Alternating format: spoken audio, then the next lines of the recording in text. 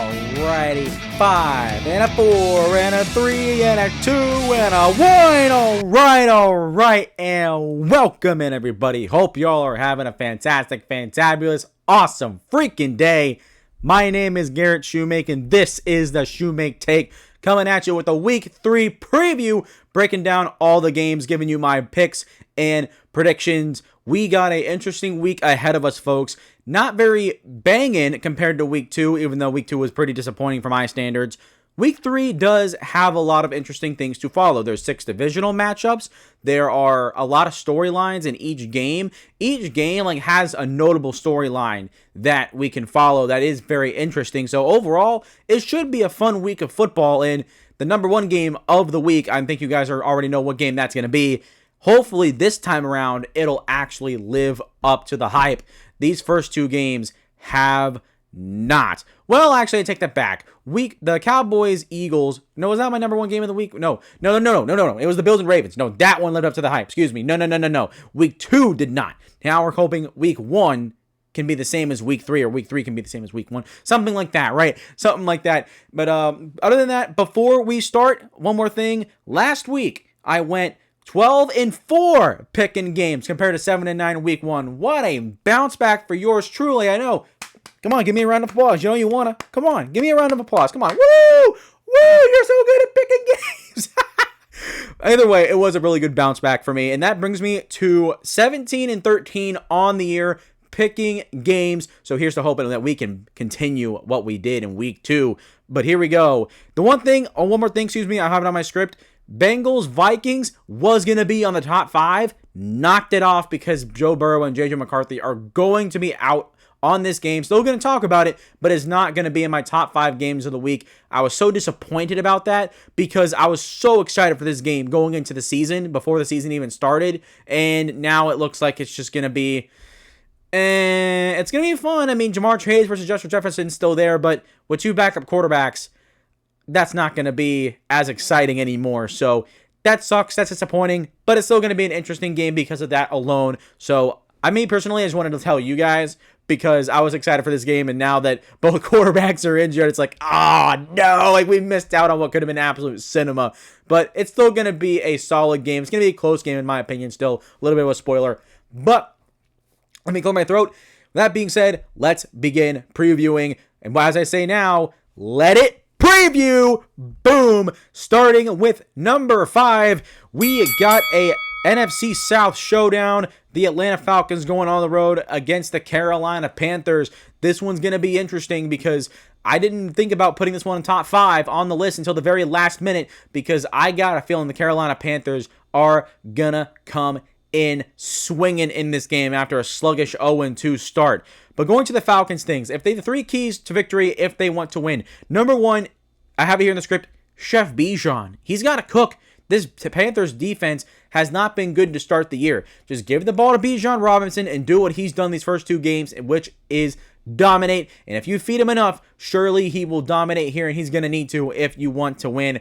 Key number 2, got to get pressure on Bryce Young. One thing that Bryce Young has struggled with is pressure. He's had multiple turnovers. He has not looked great. And also his team has not been helping him. So that is also a big factor to take in as well. But if you can get pressure on Bryce Young, it'll help take down the rest of this offense. And then number 3, another way to pressure Bryce Young, stop the run. The 2 things are the 2 teams, oh my goodness, the Jaguars and the Cardinals have done a good job at stuffing the run against the Carolina Panthers and slowing down Chuba Hubbard. If you can slow down this run game, inevitably it's going to make it easier for you to get pressure on Bryce Young. Those 2 keys go hand in hand with each other, but both are going to need to work in order to beat the Carolina Panthers. And then on their side, they got to play away from this defense. What do I mean from playing away from the defense? Well, I'm talking about rollouts, screens, anything that can help steer away from this Falcons pressure that they've been able to get on teams and also slow it down. The Falcons defense has made a complete turnaround over the first 2 weeks compared to last year. It's been very awesome to look at. So the Panthers,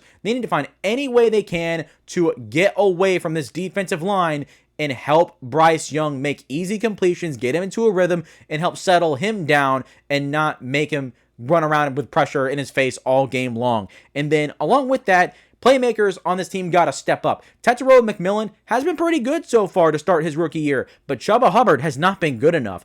Xavier Legette has not been good enough. Hunter Renfrow has not been good enough. The tight end, Jatavion Sanders, has not been good enough. They need to do a better job of helping Bryce Young. They got to help each other out here, and they have not helped out Bryce Young enough, and it's allowed these teams to knock off on him, get more pressure, force turnovers. It all goes hand in hand with each other. It's a team sport, right? Not likely, I don't know what I'm trying to say here. Anyways, these playmakers got to step up, help out Bryce Young, and if they can do that, that will help them steer away from this defense. And those two keys, like the Falcons end, go hand in hand with each other. And then key number 3, this defense just has to land some punches when it matters. I don't care if you're getting carved up all game long. If you can just be stiff in the red zone and be stiff most of the time on third down and just give your offense a chance, this will help the offense continue to improve and get along, right? Give them more opportunities to help each other out and get away from the Falcons defense. You do not want this offense to constantly play behind. That's one thing that we were awful at the first 2 weeks, is they were behind all game long, and it has to do with this defense not being good enough. Defense just has to make plays when it absolutely matters. I'm not saying play lights out, just got to make plays when it absolutely matters. Ultimately, who do I have winning this game? Give me the Panthers on the upset here. I know I'm going against the grain with this one, considering how well the Falcons have played. But I think the Panthers at home are going to come out swinging. I think they're going to be frustrated because of their slow start. And I think this is going to be an interesting game for sure. And I think the Panthers will come out on top and get their first win of the season. Then we move to number 4. We got the Texans going on the road against the Jacksonville Jaguars in an AFC South showdown. And this one's got a lot riding on it, because the winner of this game, if Jacksonville wins, could take first place in the AFC South if the Colts lose. But also, more importantly for the Texans, I had them winning the division and making the playoffs. Here's the deal. The Texans are 0-2. If they start 0-3, that dramatically lowers your chances of making the playoffs. Go look at the stats. It is a significant drop-off. So the Texans cannot afford to go 0-3. And against the 2-0 Jacksonville Jaguars team, 1-1, they barely lost in Cincinnati. But this Jaguars team has been competitive. They've been in these games. They've done some good things. This Jaguars team is looks better than what it did last year. So this is no easy feat. They're also on the road. So what do the Texans need to do in order to beat Jacksonville in this situation and not fall to 0-3? Number 1, you got to distribute the ball in the pass game and the run game. In the pass game, obviously, yeah, you want to get everybody involved, because Christian Kirk has been injured. Obviously, no Tank Dell. That's not, I don't know when he's going to come back at any point, but that is notable to think about. So they've dealt with some injuries. A couple backups have been injured as well. So they need to distribute the ball in the passing game as much as they can. But also in the run game, I know you brought in Nick Chubb to be a compliment to Joe Mixon, but giving the ball to Joe Mixon the majority of the game is not going to work. You just need to get everybody involved and just distribute the carries, keep everybody fresh. The more you can keep everybody fresh, the better you have a chance of having these guys step up and make plays, because they're not on the field a whole bunch doing absolutely nothing. So distribute the ball on the pass game and run game and give everybody an opportunity to get a slice of the pie. Number 2, you got to get pressure on Trevor Lawrence. This Texans defense these first 2 weeks has been really good and been as good as advertised, quite frankly, for the most part. So get pressure on Trevor Lawrence. When you get pressure on Trevor Lawrence, the stats show that he crumples like a piece of paper. So you got to get pressure on him, force mistakes, and give your offense more opportunities. So that's going to be something I'm going to be looking for. Will Anderson and Danielle Hunter, you guys are going to be a big part of this football game. And then number 3, you got to win the turnover battle. One thing is, these two teams have committed turnovers, and quite frankly, as close as a game this is going to be, one turnover could really make the difference. So whoever wins the turnover battle is probably going to win this game. And then getting to Jacksonville's keys. Number 1, you got to keep Trevor Lawrence clean. How do you keep Trevor Lawrence clean? Because it's not just going to be getting the ball out quick. No, you got to get Trevor Lawrence out in space, give him easy completions with good scheme, by Liam Cohen. Liam Cohen's got to do a good job here of putting his players in a position to succeed because this is a good Texans defense, a really good Texans defense. You need to keep Trevor Lawrence clean in order to keep your offense intact. Along with that, you got to get the run game going with Travis Etienne. If you can get him going and get him settled in, that helps Trevor Lawrence. And I've noticed these first couple of weeks, Travis Etienne has played better. And in turn, Trevor Lawrence has played better. Those two guys go hand in hand. They've been like that since they were at Clemson together. So if they can get going, so if you can get Travis Etienne going, that'll help Trevor Lawrence keep going and also play a role in helping him keep clean. And then number 3, the Jaguars defense, you just got to play disciplined football. You don't got to do anything great. You don't got to play out of your minds. The Texans offense is depleted with injuries right now. You cannot let some of these lower end players on the depth chart on the Texans roster make plays on you. Just play your game, play fundamental football, don't make any stupid mistakes, no penalties, maybe get a turnover or two if you can, and win the turnover battle. That's going to be important, like I mentioned with Houston. Same thing applies here. But as long as the Jaguars defense just plays sound football and doesn't let anything stupid go over their head, then they'll be fine and they can win this game. This is a very winnable game for both teams, and it's going to be a very close one. Ultimately, who do I have winning? Give me the Texans. I trust that DeMeco Ryans is going to have his team ready to go, and I trust that he's not going to let his team go 0-3. And if the Texans start 0-3, at that point, the AFC South is going to be wide open, completely wide open. So a lot going into this game.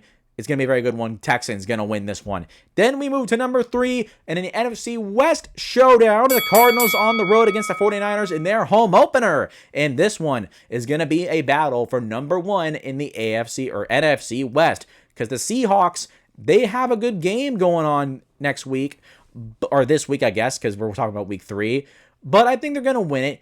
But right now is not the time to falter and lose your place. All 3 teams right now that I just mentioned are undefeated right then and there. The Rams are right there with them. Every single team here is 2-0. So kind of scratch that, kind of continue on here. Whoever loses here is going to drop in the division. And losing a divisional game right now with every team looking how they're looking, not going to be very great. So the win here is very much magnified. But for the Cardinals, how are they going to win this game on the road? First of all, you got to stop the run and slow down Christian McCaffrey. Every Kyle Shanahan offense is built off of running the football. If you can slow him down, along with the depleted injuries that the 49ers have at receiver, that is going to help your case a lot, especially because Mac Jones is going to be playing in front of Brock Purdy, who is dealing with an injury right now. So being able to stop the run and stop that lifeline for Mac Jones will help your defense out so much. And then number 2, it's going to help out the secondary. They go hand in hand with each other, because if you can get this offense for the 49ers in 3rd and long, get them in uncomfortable situations, this helps out your secondary, because the secondary right now is injured plenty. So anything that you can do that helps make their job easier and help them out, do it. Anything. You get to take advantage of penalties. Like I said, with stopping the run, getting this offense off for the 49ers off schedule and get them backed up to help this secondary that's depleted, that is injured. If those two keys can go together, you can really slow down this 49ers offense and give your team a chance to win.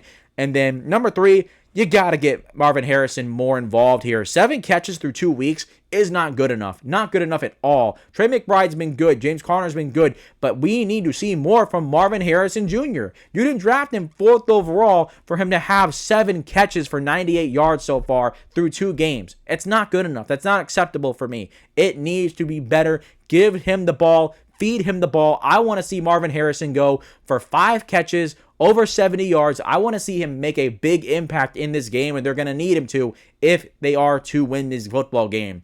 Then we get to the 49ers side. How do they win in their home opener? Number 1, you got to help out Mac Jones. The Cardinals are going to try and stop the run. They're going to try and take away anything that is good right now for the 49ers. And so if you can get the run game going, get Ricky Pearsall going, get some of these guys involved here, and help out Mac Jones. This is a different defense. This is not the Saints defense. This is the 49ers defense. That's a better coach defense and overall better unit in my opinion. So the 49ers got to help out Mac Jones here in any way they can. Distribute the ball. Get Christian McCaffrey going. Don't allow the Cardinals defense to tee off on your quarterback. You already got one injured, so you don't want to do anything stupid that would run that risk. Also, you just want to help him out so he's in the best position to succeed. So help out Mac Jones, and you shall be okay. Then number 2, you kind of got to throw the kitchen sink. I just alluded to this a second ago. Because the receivers are injured for the 49ers, you got to kind of get everybody involved. Kind of like with Houston. Distribute the ball everywhere. It's not necessarily throwing the kitchen sink, but it's kind of get everybody involved. Use all your silverware. You got to use your teaspoon. You got to use your regular spoon. You got to use a salad fork. You got to use your meat and potatoes fork, right? You got to use your knife. You got to use a butter knife to butter the potatoes. You know what I'm saying? Got to use all your silverware that's in your drawer, and that way everything can continue to work, and not one person is happening to be relied on, and that way maybe someone can pop off for you. It's just going to take pressure off of everybody if everybody can just take the workload and take their piece and just go play ball. Number 3, got to slow down Kyler Murray. The 49ers struggled a lot last year with mobile quarterbacks, especially in that last game against the Cardinals in Week 18. They need to do a better job. And the first 2 weeks, they faced Spencer Rattler, and they have faced they faced Sam Darnold. So those are not exactly mobile quarterbacks. Kyler Murray is obviously a lot more mobile. So the 49ers need to be able to get after him, keep him in the pocket. Do not let him run around and extend plays and break your back. And if he can do that, then that's going to put a lot more pressure on Mac Jones and his offense, more than they need. So stopping Kyler Murray is going to be absolutely paramount in this football game. Who do I have winning? Honestly, I know that some people were not happy with my Cardinals record prediction, and honestly, I can understand if I'm being 100% honest with you. But right now, give me the Cardinals, man.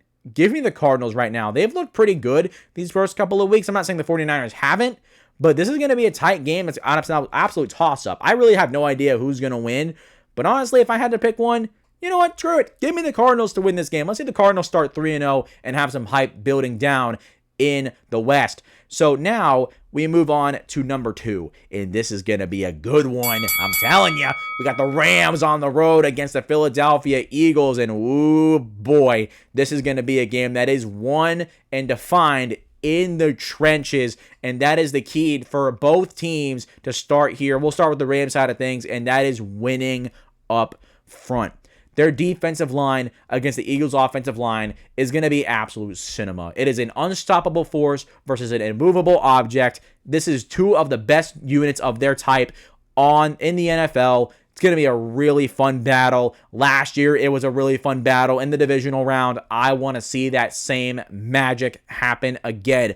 But the inverse for the Rams, the Eagles' defensive line is very, very talented, and the Rams' offensive line is still dealing with injuries. You got to keep Matthew Stafford clean. You got to protect him, because if you get pressure, his pressure numbers his passing numbers when he's pressured drops significantly because he's old, right? He can't move around in the pocket anymore. He's going to get happy feet. You got to be able to keep Matthew Stafford clean, or else his whole offense is going to fall apart. It's going to fall apart. And so keeping him clean is going to be paramount. And the number 3 for the Rams specifically on offense, you got to attack the Eagles corner, Adoree Jackson. He's been not very good these first couple of weeks, and he is a glaring weakness in otherwise what's been a pretty strong Eagles defense so far to start the year. And so being able to attack him is where you're going to be able to get your first downs, where you're going to be able to get your big plays. You know, I can't remember what the exact saying is, but they say you're only as strong as your weakest link. I think that's how you say it. I'm not fully sure. Don't at me on it. But if you can attack Adoree Jackson and exploit him, that brings the whole defense down with him. So attacking him is going to be important. He has been the one true glaring weakness on this Eagles defense. And then getting to the Eagles side of things, again, winning up front. I talked about how their defensive line, or the Eagles defensive line, how the Eagles offensive line is going up against the Rams elite defensive line. It's going to be a very strong battle. Whoever wins between those 2 battles right there is probably going to win. But the inverse, which leads to key number 2, you got to get pressure on Matthew Stafford. Like I said, when Matthew Stafford's pressured, his numbers drop significantly. So if you can win that battle on that side of the trenches, you can it gives you a chance to win here. You have that edge because the Rams' offensive line is injured. So if you want to win up front, obviously you got to win on offense and defense. And the Eagles right now have that advantage, so they need to be able to capitalize. And then number 3, just play balanced football. I'm talking about being able to run the ball well, throw the ball well, don't get one-dimensional. Because one thing that this Rams defense did very good in their divisional round matchup was keeping this team somewhat balanced. Yes, Saquon Barkley went off in this game. But at the same time, they were able to contain the receivers. They were able to make plays. And this defense overall, when it really mattered, they made the plays that they needed to make and kept this offense and kept their team in that game to the point where the Rams had a chance to go win it. And if the weather probably wasn't so bad, they probably would have. It was a really close game. It went down to the absolute wire. It was in Matthew Stafford's hands. If you're the Eagles, you cannot let the game end with it being in Matthew Stafford's hands. You want that game to be over in Hurts' hands, taking a kneel down or finishing things off with a tush push. So who do I have winning this game? You know what? Give me the Rams on the upset. The Rams are one of the few teams that I think will actually beat Philly this year, and I think it's going to happen. I think they're going to get their revenge after what was a very heartbreaking game for them in the divisional round a year ago. Give me LA to pull off the upset. And then we get into, to no surprise here, the best game of the week. Number 1, probably one of the best games of the year. Monday Night Football. We got the Detroit Lions on the road against the Baltimore Ravens.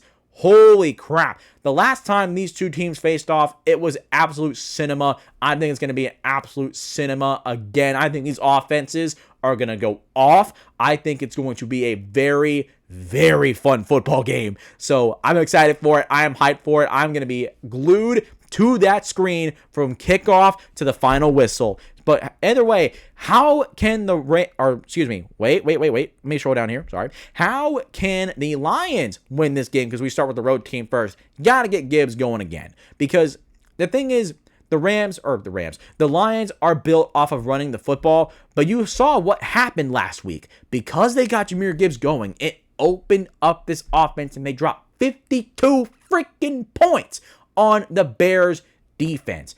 Jahmyr Gibbs is the engine of this offense. He needs to get going. And if you can get him going, it's going to open everything else up. But also more specifically to the Ravens, while their run defense hasn't been bad, they've been susceptible. Week 1, James Cook had a couple long runs, and then they gave up over 6 yards per carry to rookie Quinshon Judkins last week against Cleveland. Quinshon Judkins was one of the few bright spots on that team last week. So they've been susceptible to having issues in the run game. So being able to get Jahmyr Gibbs going will help your team out a lot, specifically against Baltimore here. And then number 2, you got to win in the red zone. This is key number 2 for the Lions and key number 3 for Baltimore, and I'm going to reiterate it again when we get there on Baltimore's side. But both teams have been around middle of the pack on scoring in the red zone, scoring touchdowns. But both teams have been one of the worst in the NFL against preventing touchdowns in the red zone. So I expect if the teams are getting down there, they're probably going to score. So the team that wins that red zone battle is probably going to win this game. Whoever can get away with more touchdowns and fewer field goals is going to win this game. That's going to be something I want you guys to really magnify on. And then number 3, you got to keep Lamar Jackson off the field. The less he's on the field, the better your chance to win. Just take long, sustained drives. Pick this defense apart that's shown vulnerabilities these first couple of weeks. That's been disappointing for me personally, as much as I hyped them up going into the year. But that doesn't change anything, that the Lions need to just sustain long drives, win time of possession. Again, whoever wins time of possession, and again, who wins in the red zone, the one that wins both these battles is going to win this game outright. No ifs, ands, or buts about it. So that's going to be very important. And then getting to the Ravens side, I have a very specific key for them, and it's to stay disciplined on defense. They have an edge here because the Ravens defense, in my opinion, is still probably better than the Lions defense. While both offenses are great, the Ravens have a better defense. They have a better overall roster, and that's why I say they have an edge and why you have to stay disciplined. You cannot let what the Lions did to the Bears last week, where they just gave Jared Goff easy completions. gave him time all day to take shots down the field and pick your defense apart. The Lions were able to just jab, jab, jab, and land a serious punch over and over and over again to the Bears. You cannot let that happen. You got to stay disciplined whenever the Rams or Lions are shifting players around in motion. Follow them, communicate well. If you can decipher what the Lions are going to do on offense and attack the ball, you have a shot to win this game, and it's going to be very important that the Ravens defense stands up and does that. Number 2, got to keep the Lions offense off the field. Again, same thing with the Lions side of it. You got to win time of possession. The fewer or the shorter that these offenses are on the field, whoever offense is on the field the longest is probably going to win this game and win time of possession. And then again, winning in the red zone, going to reiterate that same thing. Whoever can score more touchdowns and be more successful in the red zone is going to win this game. So 2 things I really want to hyper magnify on here because they are that important. And then got to get the run game going for Detroit, and you got to stay disciplined on defense for Baltimore. Who do I have winning this game? Give me Baltimore, man. I think Baltimore is going to win this game. They're at home. It's on prime time. And you know what? I think that's an atmosphere that's really going to help this team get push the Lions over the edge. And the Ravens will be the one on the mountaintop standing victorious. So that being said, that is my top 5 games of the week. Now, I'm going to give you guys my picks and predictions for every other game on the list. Here's the graphic going up, and well, bam, here we go. Starting with Thursday Night Football, Dolphins versus the Bills. Give me the Bills to win this game. I have no reason to believe that the Dolphins have any chance of winning this game. The Bills are better from start to finish. The Lions are oh my God, I'm so mixed up. The Dolphins have been not very great to start the year. Their offense bounced back in week 2, but you know what? Against the Bills defense, good luck, because the Dolphins defense is going to be struggling. They're going to be fighting for their lives out there, fighting Josh Allen, a broken nose Josh Allen, mind you. So have fun and good luck. You're going to need it, Dolphins. Number 2, Bengals versus the Vikings. The battle of the backup quarterbacks. It is Jake Browning for the Bengals versus Carson Wentz for the Vikings. What? When did Carson Wentz get here? I completely forgot about this. But that being said, this is going to be an interesting game because Justin Jefferson versus Jamar Chase is always a good one. But here's the deal. Jake Browning scored points for Cincinnati, but also had a lot of turnovers. He threw 3 interceptions. Carson Wentz is a wild card. He hasn't played in a hot minute. So who's going to play better? I don't know. Whichever backup quarterback plays better is probably going to be the team that wins. And right now, who do I have winning? Weirdly enough, give me the Minnesota Vikings. I trust Kevin O'Connell is going to have Carson Wentz looking good in this game. And overall, this roster is better. I have more faith in the Vikings to pull off this upset. Or not, I guess it's not an upset. But I trust the Vikings to win more than I trust the Bengals. Give me Minnesota, man. And then we got the Colts on the road against the Tennessee Titans. My Tennessee Titans. And the Colts have looked really strong these first couple of games. The only team in the NFL that has not punted a ball yet. So that's going to be interesting. And then for the Titans side, this is the best shot they've had at a win so far this year.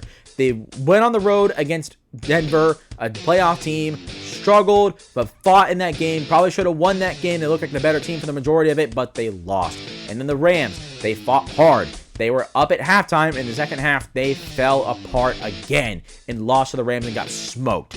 So who do I have winning this game? I'm sorry. Any Titans fans out there, I'm sorry. Give me the Colts to win this game. Right now, with the Titans being so bad in the second half, especially in the fourth quarter, right now, I don't have any faith in Brian Callahan to get this team right, to get it turned around right now. Give me the Colts to win. With as strong as they've looked these first couple of games, I have no reason right now to pick the Titans over the Colts, even though this is the best shot the Titans have at a win so far this year. Then we move to the Steelers at the Patriots. Give me the Steelers to get a win here on the road. The Steelers, I still think, are a better football team. I think that they're going to bounce back after a very shockingly disappointing loss to the Seahawks. I trust that, but also Mike Vrabel as a head coach is 0-3 against the Pittsburgh Steelers, and right now it's hard to believe that he's going to get a win right here. Give me the Pittsburgh Steelers to win. Then, Packers are on the road against the Cleveland Browns. Give me the Packers. I did nothing else to say. The Packers have looked great. The Browns have looked awful as expected. No reason to believe the Browns are going to win this game. At least look at the rookies. Maybe they'll look good again this week, but give me the Packers, no question about it. Then we got the Jets at the Bucks. Bucks are going to win this game. Justin Fields is out with a concussion, so they're going to be trusting on Tyrod Taylor. I don't know what to expect from Tyrod Taylor, but you know what I expect from the Bucks? To absolutely beat them down. Giving the Bucks to win in what should be a very dominant game from their team and really look good. Where they've looked pretty inconsistent these first couple weeks, I think they find their stride here in week 3. Then, the Saints on the road against the Seahawks. Clint Kubiak, Seahawks offensive coordinator, going against his former team from last year. Give me the Seahawks. Here's one thing, the Seahawks are a better football team, but do not count out the Saints entirely, because the Saints have been competitive in their first 2 games, even though they've lost them. So I expect them to be in this game a little bit. I expect them to be in the game competitive, but overall, the Seahawks are better. I have every reason to believe that the Seahawks are going to win, especially after a really strong win against Pittsburgh last week. I have them winning, going to 3-0 on the year. And then Raiders at Commanders. Jaden Daniels for the Commanders is hurt right now. Marcus Mariota might start, and he played for the Raiders after he left Tennessee. So that's going to be an interesting revenge game, if you want to call it that. But right now, you know what? Give me the Raiders on the upset, because it looks like Marcus Mariota is going to start, and it's not that I have them losing because they don't have Jaden Daniels. But while it plays a role, a big one, I just think the Raiders are going to bounce back here. I think they got a chance. They looked awful against the Chargers on Monday Night Football. I think Pete Carroll is going to have a fire under this team's butt, and they're going to come out swinging, and I think they're going to bounce back and get a win here against a team without its starting quarterback. And then Broncos at the Chargers. Right now, give me the Chargers. The Broncos have looked... they've looked fraudulent right now. Week 1 was awful. Week 2 was better, but then they blew a win. And right now, with the Chargers looking as strong as they've looked on both sides of the ball, shoot, give me the Chargers. And quite frankly, the Broncos have struggled to stop the run. And Omarion Hampton has a real chance to bounce back here. I hope he does. He has not looked great in these first couple games. None of the rookie running backs really have. So Omarion Hampton has a chance to bounce back here. And the rookie running back for the Broncos, RJ Harvey, I don't think will. But that's not the battle here. It's Bo Nixon and Justin Herbert. And right now, Justin Herbert is the infinitely better quarterback. And the Chargers are going to win this football game. And then... what was an honorable mention for me for my top 5 games of the week? Cowboys, Bears, Matt Eberflus, Cowboys DC coaching against his former team. This one, I got a feeling, is going to be a good game. It's in Chicago. There's going to be tension. This is going to be one interesting football game, to say the least. I'm not saying it's going to be great, but I think it could be a really good football game that's going to have a lot of ups and downs.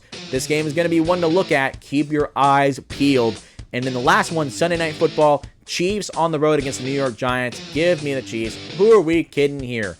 I'm sorry. I know the Giants looked really good last week on offense, and they got a chance here. If they can have some of that magic again, they can be competitive against Kansas City, theoretically. But here's the deal. The Chiefs are just, in terms of where they are in their timeline, obviously, because the Giants are in a rebuild, you know what? Give me the Chiefs, man. Like, come on, who are we kidding here? Who thought it was a good idea to put the Chiefs at the Giants on Sunday Night Football? Who thought this was a good idea for a primetime game? Are you serious? You could have put any of these other games on here, and it probably would have been better than this. Well, maybe not other ones, but it's one of the worst ones on this list. Like, I would have rather had Cowboys, Bears, Broncos, Chargers, Raiders, Commanders, Saints, Seahawks. I would have had Steelers, Patriots, Colts, Titans, Bengals, Vikings.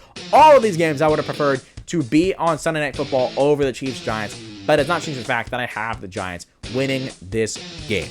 So with that being said, that is my Week 3 preview, picks, and predictions. Let me know what you guys think in the comments down below about my predictions. Where do you think I'm going to be right? Where do you think I'm going to be wrong? Let me know everything you guys have to say. That is going to do it for us. If you've made it this far, please consider hitting the like button and subscribe button. It helps the channel out tremendously. Really would appreciate it if you guys would do it. I love you guys. Please do. We're trying to reach 500 subscribers before the end of the 2025 regular season. So if you could smash those 2 buttons as every other YouTuber tells you to do, it would help out a lot. Lastly, make sure you guys follow me on social media, whether it's Facebook, Twitter, TikTok, Instagram, all the good stuff, helping to continue to grow the community on the Shoemake Take, getting everybody locked in and locked on to the Shoemake Take, coming out with great content, great recaps, great previews for you guys every single week. I know you guys are probably not going to want to look at week 2 recaps anymore because we're looking at next week or this week. But give week 2 recap a check out. It was my best well-edited video. It is shorter. It is completely watchable. Highlights are all through the game, all through the video. So it's a very good one to watch. So just check it out just for the sake of that. Let me know what you guys think about it. So that being said, that's going to do it for me today, guys. Hope you guys have enjoyed. Love you guys. Appreciate you guys. And as always, I will see you all next time.